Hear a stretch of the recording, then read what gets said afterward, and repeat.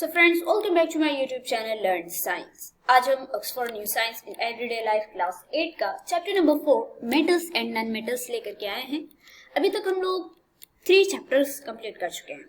ठीक है, first unit हमारी कंप्लीट हो चुकी है। ये यूनिट 2 मटेरियल्स का सेकंड चैप्टर है। ठीक है, पहला चैप्टर हमारा सिंथेटिक फाइबर्स एंड प्लास्टिक्स था जो हमने अभी ही कंप्लीट किया है। आई होप सो आपने इस चैप्टर के एक्सप्लेनेशन को भी पढ़ लिया होगा, साथ में क्वेश्चन आंसर्स एक्सरसाइज भी आपने सॉल्व कर लिए होंगे, और सबसे जरूरी बात, सबसे इम्पोर्टेंट बात कि आपने उसे अपनी नोटबुक में जरूर लिखा होगा।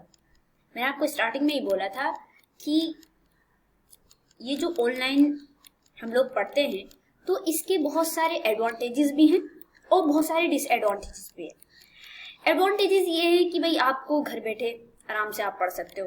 ठीक है, कहीं भी, चाहे आप कहीं पे भी हो वहाँ पे पढ़ लेते हो, और ऑफलाइन से ज़्यादा आप ऑनलाइन में सीख लेते हो, क्योंकि ऑनलाइन जो भी ट्यूटर होते हैं, जो भी आपको पढ़ाते हैं, तो वो बहुत ही अच्छे से एक्सप्लेन करते हैं।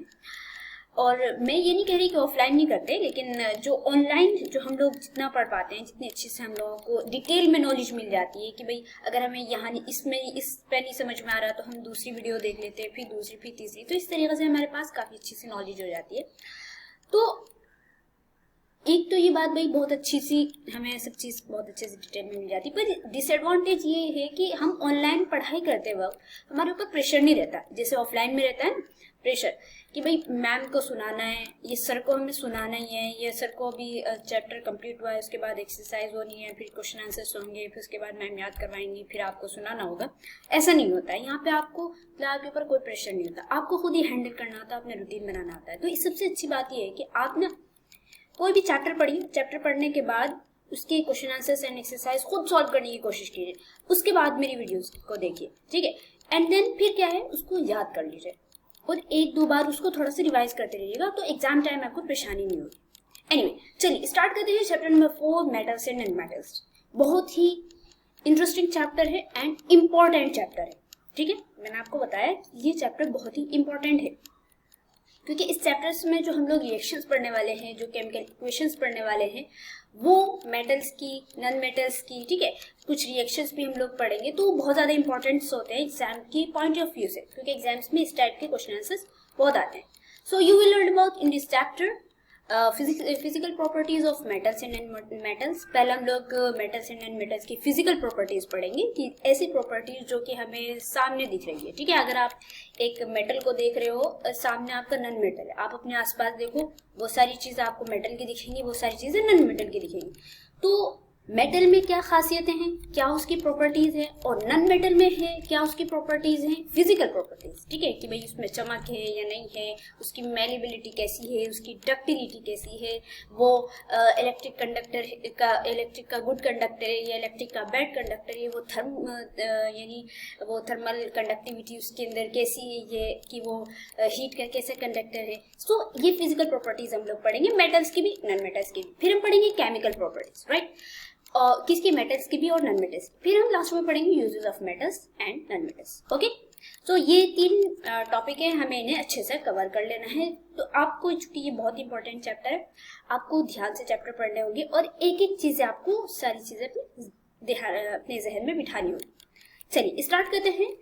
Different elements have different properties. हमारे बुक की जो पहली लाइन है वो क्या है कि हर एलिमेंट की, अलग अलग एलिमेंट की अलग अलग प्रॉपर्टीज होती है।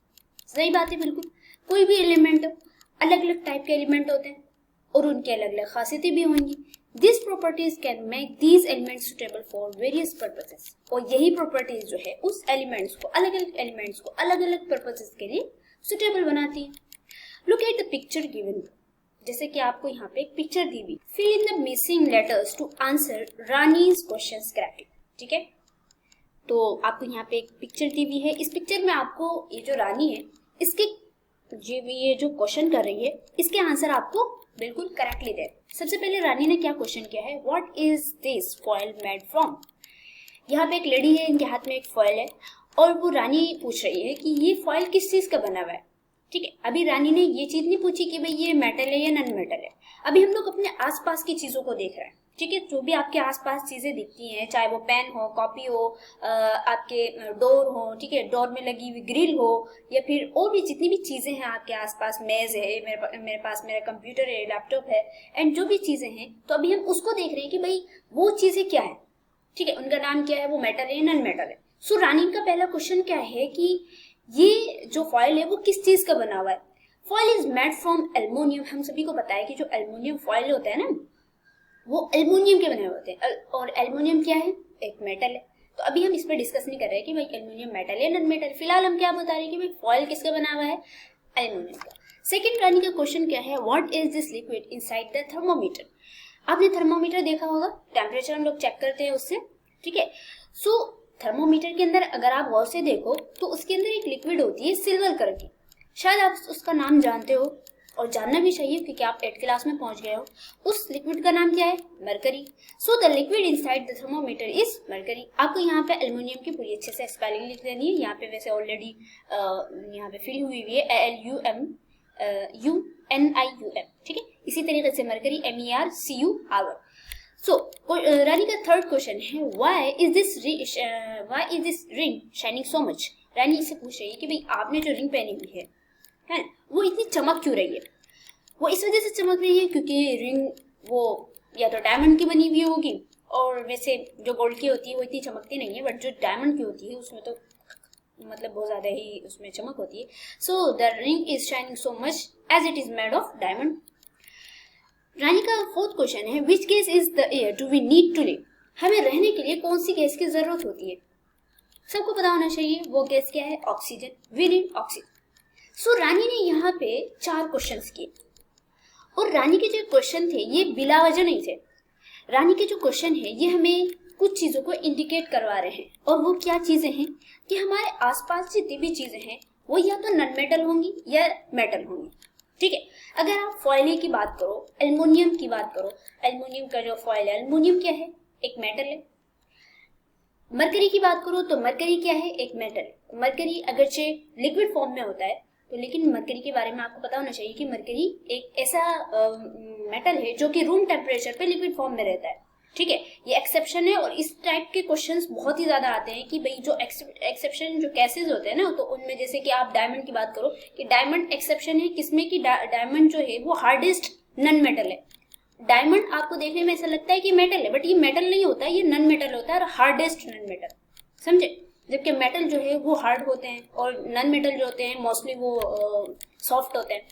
सो anyway, elements can be classified into 2 broad categories, metals and nonmetals. तो जितने भी एलिमेंट्स हमारे आसपास हैं हम उनको 2 ब्रॉड कैटेगरीज में डिवाइड कर सकते हैं। अभी हम उनकी सब कैटेगरीज और फलाने फलाने में हम नहीं जाएंगे, अभी हम उनको 2 ब्रॉड कैटेगरीज में डिवाइड कर रहे हैं कि भाई हमारे पास जितनी भी हमारे आसपास जितनी भी चीजें हैं वो हम उनको 2 ब्रॉड कैटेगरीज में हमने डिवाइड कर दिए कि ये मेटल है, ये नॉन मेटल है।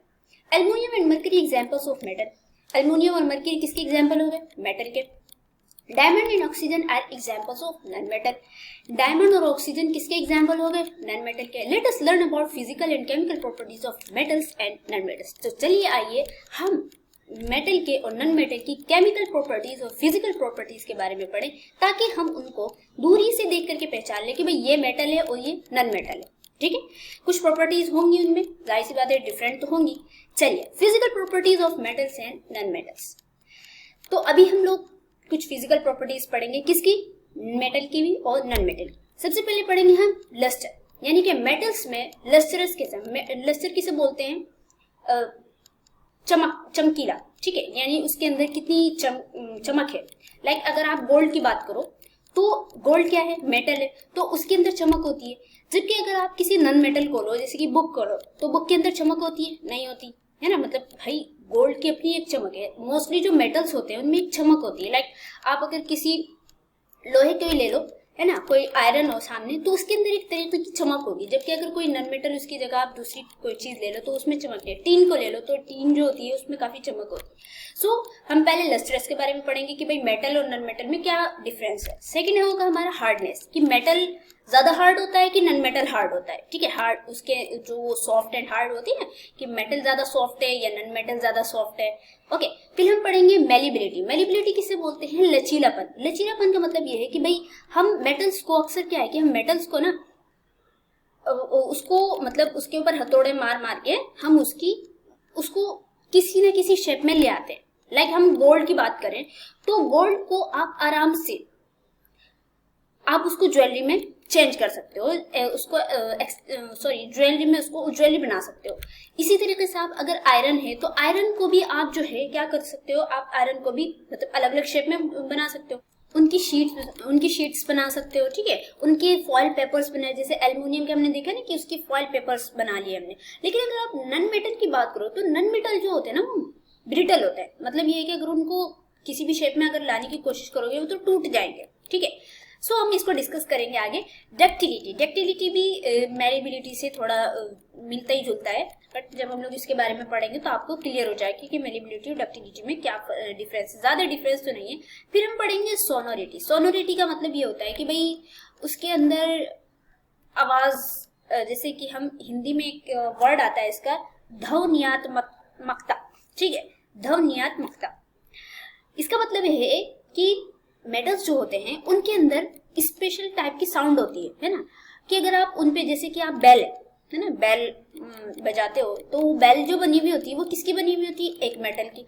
तो अगर आप बेल बजाओ तो बेल की जो उसकी आवाज होती है वो हमें हमारे कानों में ना मतलब हमें बुरी नहीं लगती, वो काफी देर तक एक तो बजती रहे। एक बार एक बेल बजाओ तो वो काफी देर तक की उसकी आवाज हमें सुनाई देती रहेगी। लेकिन अगर आप किसी नॉन मेटल को बजाओ, जैसे कि आप किसी लकड़ी को बजा रहे हो है ना, ये लकड़ी के ऊपर अगर आप हथौड़ा मारो या कुछ भी मारो तो आपको वो उसकी आवाज ना भौंडी सी लगेगी। सो मेटल्स और नॉन मेटल्स की जो प्रॉपर्टी है सोनोरिटी वाली, इसके बारे में भी हम लोग पढ़ेंगे। फिर हम पढ़ेंगे कंडक्शन ऑफ हीट, कि भाई मेटल और नॉन मेटल क्या वो हीट का गुड कंडक्टर है या हीट के बैड कंडक्टर है। फिर हम पढ़ेंगे कंडक्शन ऑफ इलेक्ट्रिसिटी, कि वो इलेक्ट्रिसिटी के गुड कंडक्टर हैं या फिर बैड कंडक्टर है। ओके, चलिए स्टार्ट करते हैं पहली प्रॉपर्टी से, physical properties of metals and non metals. पहले हम इसको देख लेते हैं कि मेटल्स की और नॉन मेटल्स की फिजिकल प्रॉपर्टीज किसे बोलते हैं। Physical properties include physical state, उसका फिजिकली स्टेट क्या है, वो दिखने में कैसी है, लस्टर उसकी शाइनिंग, उसके अंदर चमक कैसी, हार्डनेस वो कितना हार्ड है, ठीक है। इसमें मतलब बता रहे हैं कि फिजिकल प्रॉपर्टीज में किसी भी चीज की फिजिकल प्रॉपर्टीज में, specially metals and non metals की, उसमें हम लोग ये चीजों को इसके बारे में हम डिस्कस करने वाले हैं। डक्टिलिटी, ठीक है, thermal conductivity, electrical conductivity and sonority, हम इसके बारे में डिस्कस करेंगे मेटल्स और नॉन मेटल्स को अलग अलग डिवाइड करके। फिजिकल स्टेट पहली क्या है, पहली हमारी प्रॉपर्टी क्या है, physical state. Metals, almost all metals are solids at room temperature, कि ज्यादातर मेटल्स जो होते हैं वो रूम टेम्परेचर पर सॉलिड रहते हैं। लाइक अगर आप आयरन की बात कर लो वो सॉलिड, गोल्ड की बात कर लो वो सॉलिड, और आप सिल्वर की बात कर लो वो solid. Mercury is an exception because it is known to occur in a liquid state और एट और नियर रूम टेम्परेचर। लेकिन मरकरी जो है ऐसा मेटल है जो कि एक तो ये एक्सेप्शन है, और दूसरी बात ये है कि ये रूम टेम्परेचर पर बिल्कुल लिक्विड स्टेट में रहता है। तो हमने कुछ फिजिकल स्टेट मेटल्स की हमने पढ़ी कि भाई ज्यादातर मेटल्स जो होते हैं वो रूम टेम्परेचर पर क्या रहते हैं, सॉलिड रहते हैं, लेकिन मरकरी एक्सेप्शन। ओके, ये याद रखिएगा, ये आपसे डायरेक्टली क्वेश्चन पूछा जा सकता है। नॉन मेटल के बारे में पढ़ते हैं। Almost all non metals are solid और गैसेस एट रूम टेम्परेचर, कि ज्यादातर नॉन मेटल्स जो होते हैं या तो वो सॉलिड होंगे या रूम टेम्परेचर पे गैसियस फॉर्म में होंगे। Bromine is the only non metal that exist as a liquid at room temperature, लेकिन ब्रोमीन ऐसा नॉन मेटल है जो कि लिक्विड स्टेट में रहता है रूम टेम्परेचर पर। तो देखिए आज हमने यहाँ पे दो क्वेश्चंस हमने यहाँ से पिक कर लिए डायरेक्टली। पहली बात यह है कि भाई ऐसा कौन सा मेटल है जो कि रूम टेम्परेचर पे लिक्विड स्टेट में रहता है, तो उस मेटल का नाम है मरकरी। और ऐसा कौन सा नॉन मेटल है जो कि रूम टेम्परेचर पे लिक्विड स्टेट में रहता है, उस नॉन मेटल का नाम है ब्रोमीन। ओके, चलिए आगे चलते हैं हम लोग। लस्टर, अब ये बात आती है लस्टर का मतलब क्या होता है, मैंने आपको बताया था लस्टर का मतलब होता है चमकीला, शाइनिंग, राइट। मेटल्स लस्टर और अ shiny surface is a property of most metal. Most metal की एक प्रॉपर्टी क्या होती है कि वो शाइनी होते हैं, दूरी से आपको दिख जाएगी कि भाई कोई चीज चमकती हुई है तो इट मीन्स कि ये मेटल है। बट यहाँ पे भी एक्सेप्शन हो सकता है, this is because it can be polished, ये इस वजह से क्योंकि वो पॉलिश रहते हैं, because of their ability to shine and reflect light. Metals such as gold, silver and platinum are used for making jewellery and other decorative articles. तो हम इसकी इन प्रॉपर्टीज की वजह से, क्योंकि भाई ये बहुत ज्यादा चमकीले होते हैं, खूबसूरत होते हैं, देखने में अच्छे लगते हैं और लाइट को भी रिफ्लेक्ट करते हैं, तो हम कुछ मेटल्स जैसे कि गोल्ड हो गया, सिल्वर हो गया, प्लेटिनम हो गया, तो हम इनकी जो है ज्वेलरी बनाते। अब इनमें आप अगर ये कहो कि भाई डायमंड भी तो एक ऐसा मेटल, डायमंड भी क्या कहते हैं, वो भी काफी चमकीला होता है, उसकी भी हम लोग जो है उसकी ज्वेलरी बनाते हैं, बट वो नॉन मेटल कैसे हो गया? तो डायमंड जो होता है ना, असल में क्या होता है, वो कार्बन की फॉर्म होती है ना, कि अगर आप डायमंड जो होता है, डायमंड को अगर आप जलाओ तो डायमंड ना ऐसा नहीं है कि वो प्लास्टिक की तरह पिघल जाएगा या कुछ नहीं, वो धुआं बन के उड़ जाएगा।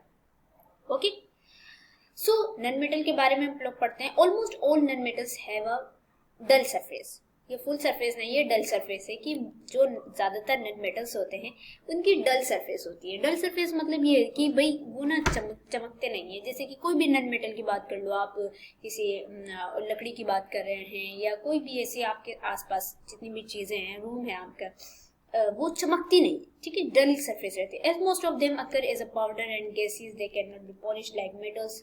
तो वो मेटल्स की तरह पॉलिश नहीं होते, या वो तो आपको वो पाउडर फॉर्म में मिलेंगे या गैसेस फॉर्म में मिलेंगे। Graphite, a form of carbon and iodine to do some plaster. लेकिन जो ग्रेफाइट होता है, जैसे कि आपकी जो आप लिखते हैं पेंसिल से, तो पेंसिल के बीच में जो नोक होती है ना जिसकी, तो वो किसकी बनी हुई होती है? वो ग्रेफाइट की बनी हुई होती है। तो वो एक कार्बन का फॉर्म है, तो उसके अंदर जो है आपको थोड़ी सी चमक दिखाई पड़ेगी। तो यहाँ पे भी हमने एक क्वेश्चन उठा लिया भाई कि जो ऐसा कौन सा नॉन मेटल है जो कि लस्ट्रस, उसके अंदर प्रॉपर्टी होती है कि वो लस्टर होता है, यानी कि वो चमकता है, तो वो कौन सी हो गई, वो कौन सा नॉन मेटल हो गया? वो हो गया ग्रेफाइट। ओके, तो ये भी बात याद रखिएगी। दूसरी प्रॉपर्टी हमने पढ़ ली, दूसरी प्रॉपर्टी क्या थी? लस्ट्रस। से आगे पढ़ते हैं हम लोग कलर के बारे में, कि भाई मेटल का कलर कैसा होता है और नॉन मेटल का कलर कैसा होता है। मेटल्स के बारे में पढ़ते हैं। मोस्ट मेटल्स आर व्हाइट और सिल्वरी ग्रे। ज्यादातर मेटल्स जो होंगे या तो सफेद से होंगे, व्हाइट होंगे, या फिर सिल्वरी ग्रे होंगे, ठीक है, या तो उनकी भाई वो सिल्वर कलर के होंगे, या ग्रे का मतलब हो गया भूरे कलर के। There are however a few exception, for example gold is yellow and copper is reddish brown. लेकिन इनमें भी कुछ एक्सेप्शन है, जैसे कि भाई गोल्ड वो येलो कलर का दिखता है आपका, कॉपर आपका रेडिश ब्राउन इस टाइप का दिखता है। रेडिश ब्राउन दिख रहा है ना आपके, थोड़ा सा रेड भी है, थोड़ा सा ब्राउन भी। तो हमने यहाँ पे भी इस कलर में भी कुछ एक्सेप्शन पढ़ लिए कि गोल्ड येलो कलर का दिखेगा, सिल्वर जो है वो आपका सिल्वर कलर का दिखता है ना, ग्रे कलर का दिखता है जो चांदी होती है, एंड जो कॉपर हुआ रेडिश ब्राउन हो गया।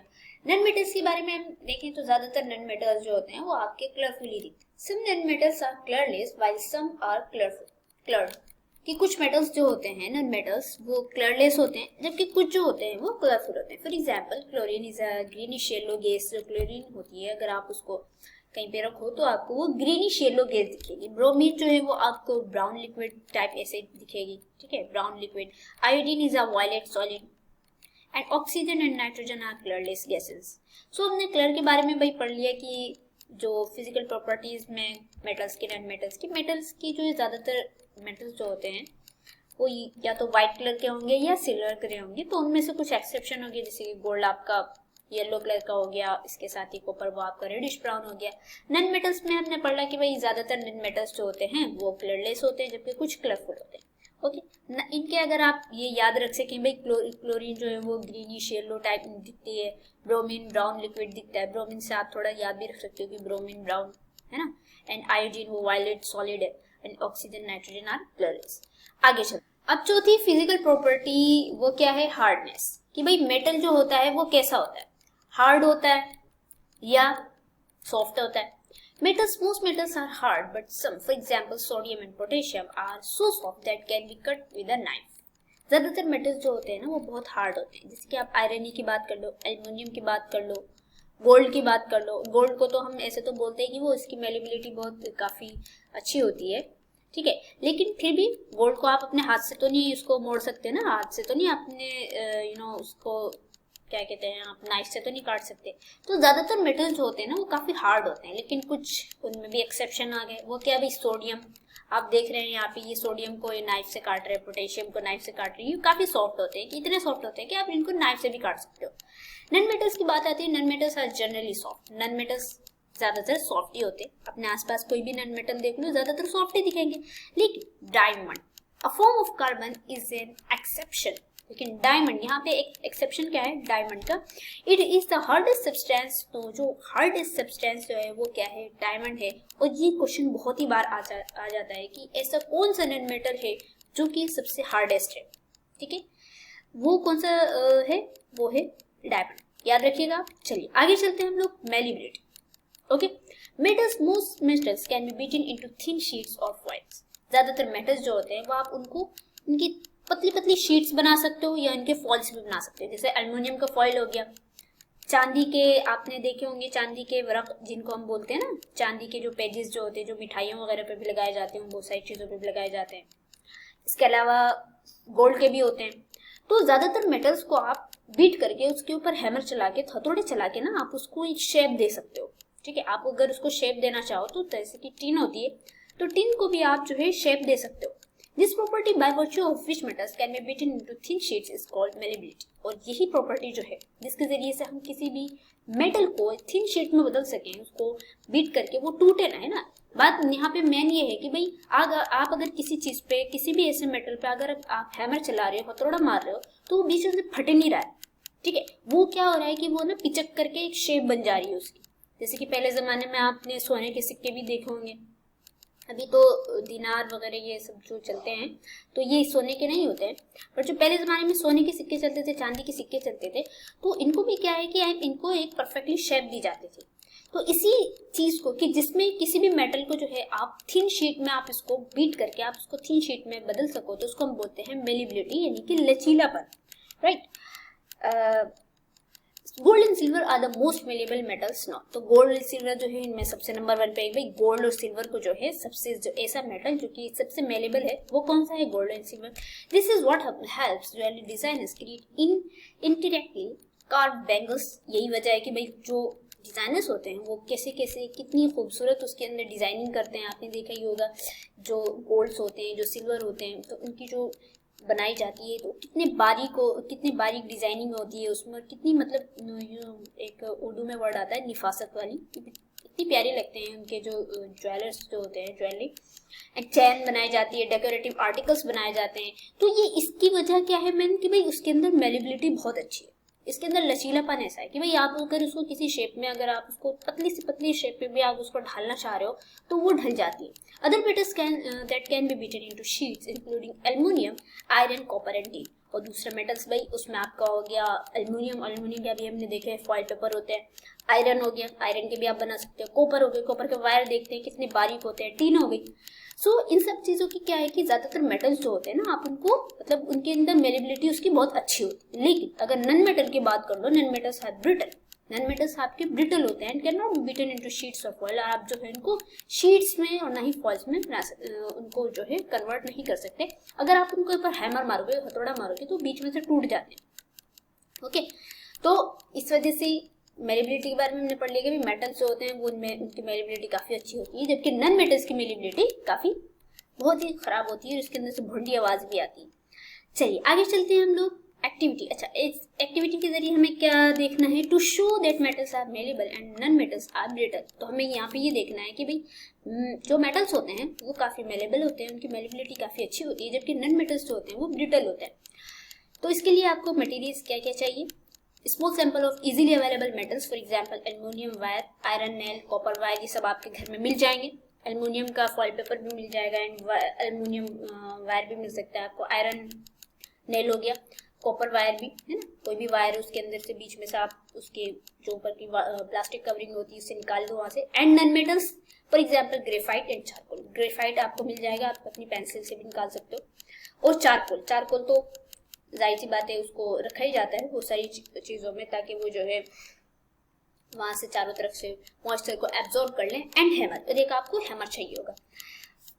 मेथड क्या है, pound the objects one by one with the help of hammer. आप जो है क्या करेंगे, उसको सबसे पहले आप जो मेटल है आपके पास उसको हैमर से मारेंगे, और मेटल को भी पहले आप मेटल्स को मारेंगे फिर नन मेटल्स को मारेंगे। Metals object get flattened upon hammering while non metals break. तो आप ये देखेंगे ऑब्जर्वेशन में कि भाई जो मेटल को अगर आप मार रहे हो एल्युमिनियम को मार रहे हो या आयरन नेल को मार रहे हो, कॉपर वायर को मार रहे हो, तो अगर आप उसको मार रहे हो ना तो वो बीच में से टूट जिन जा रहा है। अब इसका मतलब ये नहीं है कि आप उतना मारो कि वो टूट ही जाए, ऐसा तो नहीं है भाई। एक भी चीज एक लिमिट तक ही वो कोई किसी चीज को सह सकती है। अब आप इतना मारोगे कि वो पतला होकर के एकदम बिल्कुल टूट ही जाए, ऐसे तो गोल्ड भी टूट जाता है कहीं ना कहीं, उसमें भी आयरन भी टूट जाएगा, है ना। मतलब लेकिन एक बात है कि भाई नॉर्मली अगर आप एक दो हथौड़े उस पर मार रहे हो तो वो क्या हो रहा है, पिचक जा रहा है ना, फ्लैट हो रहा है। लेकिन अगर आपने वही चीज आपने ग्रेफाइट को मारा, ग्रेफाइट का आप मार के देखो तो वो पिचकेगी नहीं, वो तो पाउडर बन जाएगी। चारकोल देख लो, वो पाउडर ऑलरेडी वैसे भी पाउडर के फॉर्म में ही मिलता है, तो वो जो है पाउडर बन जाती है। सो इससे बात हमें क्या पता चल गई, ये conclusion, metals are malleable where non metals are brittle. Metals जो होते हैं वो मेलेबल होते हैं, जबकि नॉन मेटल्स जो होते हैं वो ब्रिटल होते हैं। और भाई इसके अंदर आपको खुद नहीं मारना हथौड़ा वगैरह, क्योंकि अगर आपने खुद मार लिया तो क्या पता आप अपने बजाय इसके कि आप मेटल पे मारो, खुद अपने हाथ पे मार लो, ठीक है। सो इसके लिए आप अपने किसी न किसी बड़े को अपने साथ रखेंगे। चलिए आगे हम लोग चलते हैं डक्टिलिटी। डक्टिलिटी क्या है? Most metal can easily B drawn into thin wires. जो ज्यादातर मेटल्स होते हैं आप उनको पतले वायर्स में इनको कन्वर्ट कर सकते हो ना, बना सकते हो इनके पतले पतले wires. This property by virtue which metals can be drawn into thin wires is called ductility. तो देखिए डक्टिलिटी और मेलिबिलिटी, मेलिबिलिटी में क्या है कि मेलिबिलिटी में ना मतलब फ्लैटन हो जाती है, चीजें पतली हो जाती है, लेकिन डक्टिलिटी भी वही चीज ही है, लचीलापन भी इसके मीनिंग ही आते हैं। बट इसमें क्या है ना कि इसको पतले वायर्स, पतले से पतले वायर्स में भी आप कन्वर्ट कर देनी, बहुत सारे ज्यादातर मेटल्स को अगर आप मतलब पतले से पतले वायर्स में भी आप उसको कन्वर्ट कर दो तो इसको कहते हैं हम लोग डक्टिलिटी। इसके बारे में हम लोग और आगे डिटेल में पढ़ेंगे इंशाल्लाह बड़ी क्लासेस में, हाई क्लासेस में। The property by virtue of which metals can be drawn into thin wires is called ductility. Gold and silver are two of the most ductile metals no. तो भाई यहाँ पे सबसे नंबर 1 पे gold and silver की बात आती है कि गोल्ड और सिल्वर जो है ऐसे मोस्ट डक्टाइल मेटल्स हैं। Other metals that can be drawn into wires include copper, aluminium and tungsten. तो कुछ और भी मेटल्स हो गए जो कि जिनमें कॉपर हो गया, एल्युमिनियम एंड टंगस्टन हो गए, तो आप इसकी डक्टिलिटी भी काफी अच्छी होती है। नॉन मेटल्स के बारे में, non metals are brittle can not be drawn into wires. तो नॉन मेटल्स की भाई पता ही है कि नॉन मेटल्स जो होते हैं वो ब्रिटल होते हैं और आप उनको वायर में चेंज नहीं कर सकते। जैसे ही आपने एक हैमर मारा वो तो टूट के बिखर जाएंगे एकदम। सो डक्टिलिटी में भी आपने देख लिया कि ज्यादातर मेटल्स की जो डक्टिलिटी होती है वो काफी अच्छी होती है। थर्मल कंडक्टिविटी, थर्मल कंडक्टिविटी का मतलब ये है कि भाई वो हीट के अगर आपने हीट उनसे पास करानी चाहिए तो क्या हीट के वो अच्छे कंडक्टर हैं। फॉर एग्जाम्पल आप अगर वैसे भी सोचो, अगर आपने आसपास अगर किसी मेटल को देखो, जैसे कि आप अगर गोल्ड ही को ले लो, अगर आपने गोल्ड को आग पे रखा, ठीक है, उसके अंदर से हीट पास करानी चाहिए तो वो गोल्ड गर्म होगा कि नहीं? ऑब्वियस सी बात है, गर्म हो जाएगा, है ना। अगर आप उसकी जगह आपने रख दी एक प्लास्टिक, है ना, प्लास्टिक की, जैसे कि आप एक आपने पैन है आपके पास या कुकर जो भी है, उसकी जो हैंडल होती है तो उस हैंडल पे जो प्लास्टिक लगी हुई होती है वो अलग से अलग टाइप की प्लास्टिक होती है, जिसके बारे में हमने सिंथेटिक फाइबर्स एंड प्लास्टिक्स में भी पढ़ा है।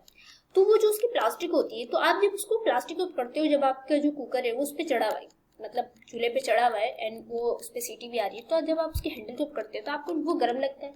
नहीं लगती।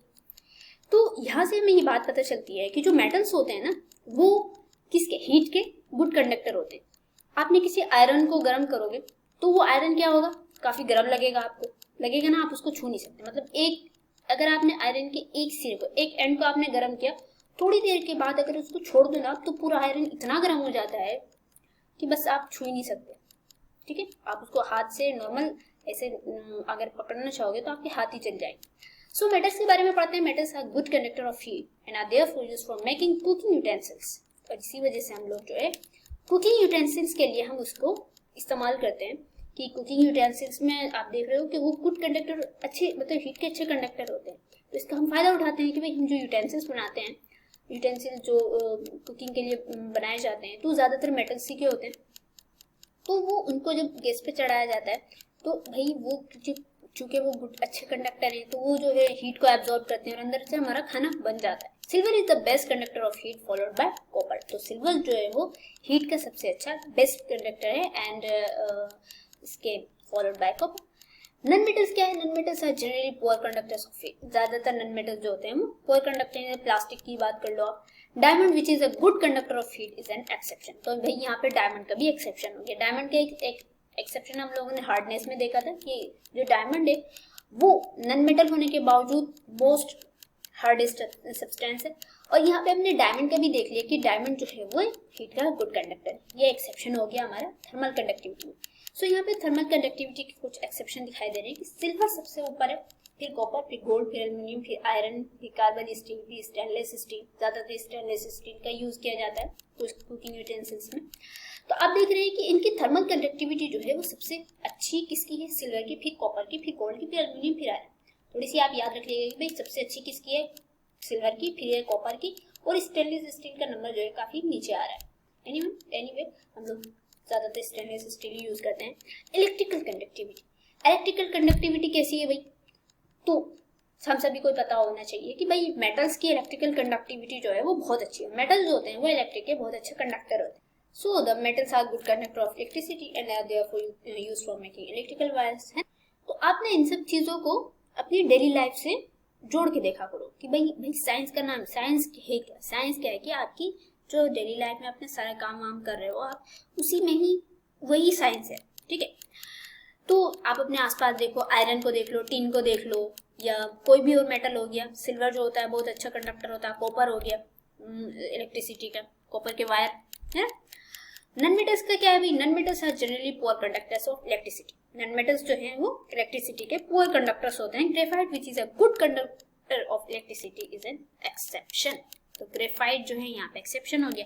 वो क्या है, वो इलेक्ट्रिसिटी का बहुत अच्छा गुड कंडक्टर है। ओके, तो हमने जो पीछे पढ़ा वो हमने डायमंड के बारे में पढ़ा कि भाई डायमंड जो है वो एक्सेप्शन है किसके, थर्मल कंडक्टिविटी के, कि डायमंड जो है वो नॉन मेटल्स होने के बावजूद बहुत अच्छा जो है थर्मल कंडक्ट कर सकता है, यानी हीट कंडक्ट कर सकता है। Okay, thermal conductivity. ओके, और यहाँ पे हम लोगों ने ग्रेफाइट का एक्सेप्शन पढ़ लिया। चलो आगे चलते हैं हम लोग activity. To show that metals and graphites are good conductors of electricity and other non metals are poor conductors. तो आपको यहाँ पे मेटल्स लेना है, ग्रेफाइट लेना है। ग्रेफाइट का हमने एक्सेप्शन पढ़ा कि ग्रेफाइट जो है नॉन मेटल्स होने के बावजूद भी इलेक्ट्रिक का गुड कंडक्टर है। समझ में आ रहा है? गुड कंडक्टर का मतलब समझ में आ रहा है? होप तो समझ में आना चाहिए आप लोगों को। गुड कंडक्टर का मतलब ये है कि भाई वो अच्छे से अपने आप से इलेक्ट्रिक पास होने देता है, ठीक है। आयरन को ले लो आप, आयरन में अगर आप किसी ऐसे तार को जिसपे प्लास्टिक कवर नहीं है, अगर आप उसको उसके ऊपर लपेट रहे हो, लपेटने के बाद आपने जो है आयरन को उसमें इलेक्ट्रिक पास कर दिया, तो वो उस तार से इलेक्ट्रिक पास होकर के आयरन में भी इलेक्ट्रिक पास होगा। तो इसका मतलब क्या है कि भाई आयरन जो है वो गुड कंडक्टर है। अगर आपने वही तार किसी प्लास्टिक के ऊपर लपेट दिया और उसके बाद उसके अंदर आपने इलेक्ट्रिक पास कर दी उस वायर के अंदर, तो वो जो प्लास्टिक होगा उसमें आपको करंट नहीं लगेगा। तो इसका मतलब जो प्लास्टिक है वो बैड कंडक्टर है।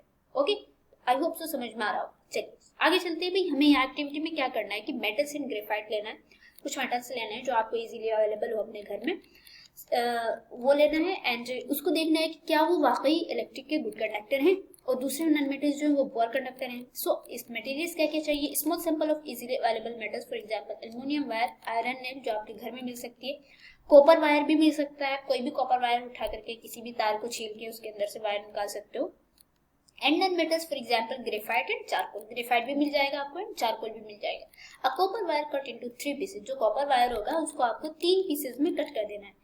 पेंसिल सेल चाहिए, एक पेंसिल सेल, ठीक है, जो नॉर्मल सेल होती है, एंड 1.5 वोल्ट का बल्ब चाहिए। ओके, मेथड क्या करना है, setup the apparatus as shown in the figure. जो ये आपको फिगर दिखाया गया है कि भाई यहाँ पे एक बैटरी लगाई हुई है, उसमें आपको ऐसे apparatus को जो भी आपका सिस्टम है सबको आपको ऐसे लगा देना है, ठीक है। And connect the 2 free ends A and B of the copper wire to the objects one by one. और यहाँ पे ये A और B आपको यहाँ पे बीच में दिखा रहे हैं। तो आपको जो भी सैंपल आपको यहाँ पे टेस्ट करना है, सबसे पहले आप किसको टेस्ट करोगे, एल्युमिनियम को टेस्ट करोगे, एल्युमिनियम को, ठीक है। तो एल्युमिनियम वायर को आपको यहाँ पे कनेक्ट कर देना है और उसके बाद ये चेक करना है कि भाई क्या वाकई जो बल्ब है वो जल रहा है कि नहीं। क्योंकि जब हम लोग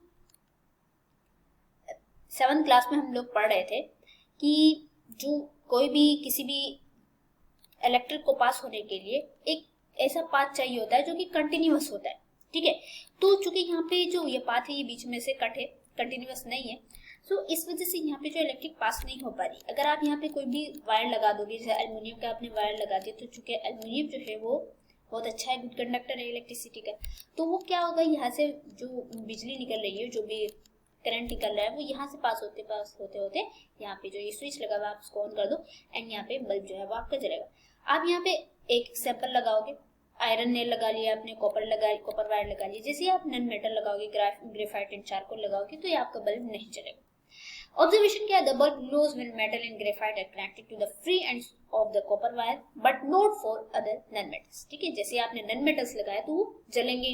कंक्लूजन में क्या निकला, metals and graphites are good conductors of electricity whereas non metals are poor conductors. तो भाई आप ये अपने घर पे भी करके देख सकते हो, इजीली सारी चीजें अवेलेबल हो जाएंगी आपको। चलिए आगे चलते हैं हम लोग सोनोरिटी। सोनोरिटी के बारे में भी हमने बताया आपको कि इसकी हिंदी आती है ध्वन्यात्मकता। ठीक है, सो मतलब क्या है कि भाई कोई भी चीज जो मेटल्स होते हैं वो ज्यादा वो ध्वनि उत्पन्न करते हैं। ठीक है, जैसे कि आप बैली को ले लो, काफी देर तक की इसकी ध्वनि सुनाई देती है और काफी अच्छी भी लगती है ना, कानों को अच्छी लगती है। वरना अगर नन मेटल को अगर आपने किसी लकड़ी को मारना स्टार्ट कर दिया तो कितनी खराब सी मतलब बॉडी सी लगती है। हम ये कहते हैं भाई बंद करो क्या कर रहे हो। सो मेटल्स के बारे में हम लोग पढ़ते हैं, when metals pipe strike each other they produce a ringing sound. है ना, जब कोई मेटल के पाइप एक दूसरे से स्ट्राइक करते हैं तो वो एक रिंगिंग सा साउंड प्रोड्यूस करते हैं। ठीक है, उनके अंदर से एक रिंगिंग सी साउंड दिखती है और वो साउंड ऐसी होती है काफी देर तक के झंझनाने के बाद बोलते हैं ना, जिससे वो निकलती है। The property by virtue of which metals object produce a ringing sound when struck with a object is called sonority. तो ऐसी ही प्रॉपर्टी जिसमें कि मेटल ऑब्जेक्ट जो है वो एक रिंगिंग साउंड प्रोड्यूस करे जब वो आपस में उनको स्ट्राइक किया जाए, जब उनको आपस में लड़ाया जाए, जब इनको आपस में मारा जाए, तो हम इसी प्रॉपर्टी को हम लोग क्या बोलते हैं, सोनोरिटी। समझ में आ रहा है कि वो ध्वनि उत्पन्न करे। ऑब्जेक्ट सच एज विंड काइम्स आपने देखा है ना, जब इनको लगाया जाता है तो हवाएं जब चलती है आपस में टकराते हैं तो इनमें से बहुत सुरीली सी आवाज आती है। एंड बेल्स आपके घर में भी लगी हुई, सॉरी घर में भी लगी हुई होती है तो इलेक्ट्रिक बेल होती है, उस बेल की बात नहीं कर रहे हैं यहाँ पे हम लोग। वहां पे भी खैर जो इलेक्ट्रिक बेल होती है वहां पे भी हैमरी होता है, वहां पे भी साउंड ही प्रोड्यूस होता है। तो हम ये वाली बेल की बात कर रहे हैं जो कि मेटल की बनी हुई होती है। ठीक है, सो ये भी इस प्रॉपर्टी पे यानी सोनोरिटी वाली प्रॉपर्टी पे पूरी खरी उतर रही है कि भाई इसके अंदर जो मेटल्स होते हैं वो बहुत अच्छे, उनके अंदर बहुत अच्छी सोनोरिटी वाली प्रॉपर्टी होती है। नन मेटल्स की बात करो, non metals produce a dull sound when struck with a hard object. जब आप नन मेटल्स को आपस में स्ट्राइक करोगे और उसको आपस में भिड़ाओगे या मारोगे तो वो बहुत अजीब सी बात, भोंडी टाइप के बात निकालेंगे। सो हमने सोनोरिटी के बारे में पढ़ लिया कि भाई मेटल्स में बहुत अच्छी सोनोरिटी होती है जबकि नन मेटल्स में नहीं होती है। ओके, चलिए आगे चलते हैं हम लोग। लेट्स रिमेम्बर एक्सरसाइजेज जल्दी से भी कवर कर लेते हैं। Fill in the blanks with the correct words. Mercury या फिर bromine is a non metal that exist as liquid at room temperature. जो देखिए यहाँ पे आपको क्वेश्चन थोड़ा ध्यान से पढ़ना होगा। यहाँ पे नन मेटल की बात की गई है, ठीक है, नन मेटल की। वैसे आप यहाँ पे कंफ्यूज मत कर जाइएगा कि ब्रोमीन ही ऐसा नन मेटल है जो कि लिक्विड रूम टेम्परेचर पे वो लिक्विड स्टेट में रहता है, लिक्विड स्टेट में एग्जिस्ट करता है। जबकि मरकरी जो है वो मेटल है। ठीक है, ध्यान रखिएगा, मरकरी जो है वो रूम टेम्परेचर पर लिक्विड स्टेट में तो रहता है बट वो मेटल है। और ब्रोमीन क्या है, non metal. Non metals are generally poor conductors of electricity, है ना, गुड कंडक्टर्स तो नहीं होते हैं। मेटल्स आर डक्टाइल, ब्रिटल तो नहीं। अब यहाँ पे क्वेश्चन है कुछ ऑरली आपको इनके आंसर करने हैं। Which metal is a liquid at room temperature. देखिए यहाँ मेटल की बात कर रही है तो हम लोग क्या आंसर करेंगे, आपको पता होना चाहिए, mercury. What property of metals enable them to use for making electrical wire. तो देखिए ये क्वेश्चन थोड़ा सा आपको कंफ्यूजिंग लगेगा। यहाँ पे आप मेलिबिलिटी मत लिख दीजिएगा। वो जो मेलिबिलिटी है ना वो ज्यादातर किस चीज के लिए इस्तेमाल होती है, ज्यादातर यूज कहाँ होती है कि जब हम ज्वेलरी की बात करते हैं ना, ज्वेलरी की या किसी भी डिजायर शेप में उसको चेंज करने की। जो हम यहाँ पे जो इन्होंने पूछा है क्वेश्चन वो फॉर मेकिंग इलेक्ट्रिकल वायर्स, तो हम इलेक्ट्रिकल वायर्स में यहाँ हम डक्टिलिटी की बात करेंगे। ठीक है, कि डक्टिलिटी ऐसी प्रॉपर्टी होती है जिसमें कि हम किसी भी मेटल को एक थिन वायर में कन्वर्ट कर सकते हैं। ओके, सो यहाँ पे आप डक्टिलिटी आंसर करेंगे। Which non metal is a good conductor of heat. अभी मैंने आपको बोला था कि आपको इसको बिल्कुल ध्यान रखना है। वो नन मेटल कौन सा है, डायमंड, जो कि इलेक्ट्रिक का गुड कंडक्टर, हीट का गुड कंडक्टर है। ओके, व्हाट इज सोनोरिटी, अभी भी हमने पढ़ा है। The property by virtue of which metal objects produce a ringing sound when struck with a hard object is called sonority. तो आपको ये तो डेफिनेशन आपको ऑब्वियसली बात है, उसको तो पूरी अच्छे से आपको याद करनी होगी। तो मिलते हैं अगली वीडियो में। अगर आप हमारे चैनल पे न्यू है तो हमारे चैनल को सब्सक्राइब कीजिए, वीडियो को लाइक कीजिए और अपने दोस्तों के साथ जो 7th क्लास में जरूर शेयर कीजिए। अस्सलाम वालेकुम।